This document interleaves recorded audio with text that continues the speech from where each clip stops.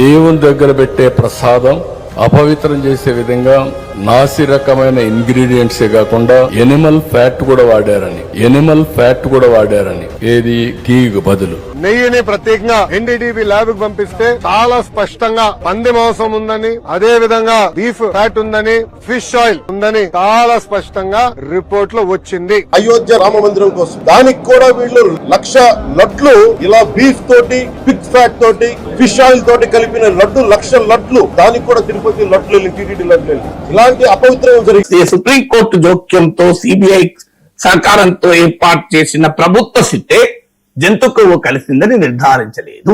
ఇదైతే క్లియర్ కదా. నిర్ధారించినట్టు ఈ రోజు ఈనాడు జట్టులో లేదు. చూడండి, అంత పెద్ద అక్షరాలతో గొడ్డు కొవ్వు, పంది కొవ్వు అని రాశారు కానీ అది ఉన్నట్లు సిట్టు నిర్ధారించిందని ఎక్కడ ఉందా? వార్తలు లేదు, గమనించండి. హెడ్లైన్ లో ఉంది, వార్తలు లేదు. వార్తలు ఏమని ఉంది? 10% లోపుంటే గుర్తించలేము గనక ఉండవచ్చని అనుమానాలు వ్యక్తం చేసిందట. అసలు ఇలాంటి వాటిలో అనుమానాలు వ్యక్తం చేస్తారా? అది అర్థం ఏంటండి? ఉంటే ఇప్పుడు ఈ నీటి బాటిల్లో విషము కలిసి ఉండవచ్చని అనుమానాలు వ్యక్తం చేస్తారు. అట్లా సాధ్యమా? ఉంటే విషయం కలిసింది లేదు, అనుమానాలు వ్యక్తం చేస్తారంటే రీసెర్చ్ ఇన్స్టిట్యూట్ అనుమానాలు వ్యక్తం చేస్తా. Yes, it can conclusively prove or cannot conclusively prove. అంటే తప్ప డౌట్లు వ్యక్తం లేదు. డౌట్లు వ్యక్తం రీసెర్చ్ కాదు, సైంటిఫిక్ ఇన్స్టిట్యూట్ కాదు. అందరూ జరిగిందా జరగలేదా చెప్తారు. ఇంకా అన్యాయంగా తిరుమల లడ్డు మీద అపవాదం మోపుతున్నారు.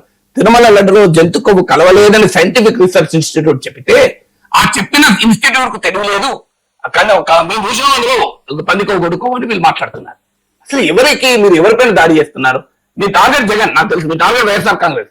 మీరు ఏమైనా చేసుకోండి, జగన్ లోపలేయండి. కానీ తిరుమల లడ్డు మీద ఎందుకు పడతారండి అన్యాయంగా?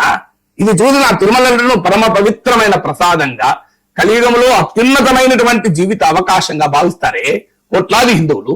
ఈ పత్రికలో వచ్చిన పేజ్ 1 లో ఆ గొడ్డు కొవ్వు, పంది కొవ్వు అని చూసిన వాడు ఏం గుండె పగిలిపోదా అని అడుగుతున్నాను నేను.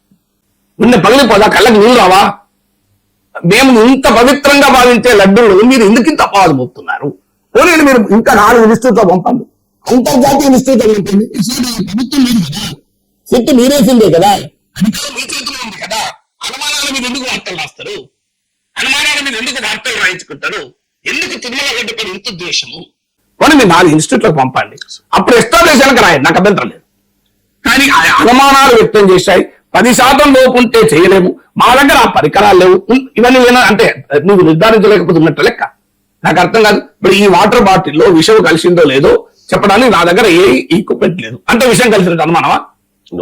ఏంటి అరాజకత్వం? నా దగ్గర లేదు, మీ దగ్గర లేదు, అవునా కదా?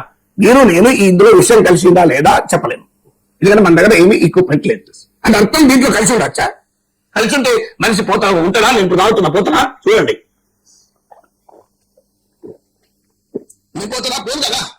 లేదు, పరికరాలు ఉండొచ్చు అన్నాను. ఇదేం మారుతారండి, ఇదేం జరుగుతుంది నాకు అర్థం కాదు. మీరు చంద్రబాబు నాయుడు పొరపాటున ఏ ఆధారం లేకుండా మాట్లాడాడు. దానికి హుందాగా ఏముంటుందంటే అది విత్డ్రా చేసుకొని కల్తీ అయితే జరిగింది, దీనికి జగన్ సమాధానం చెప్పాలని అడగాలి.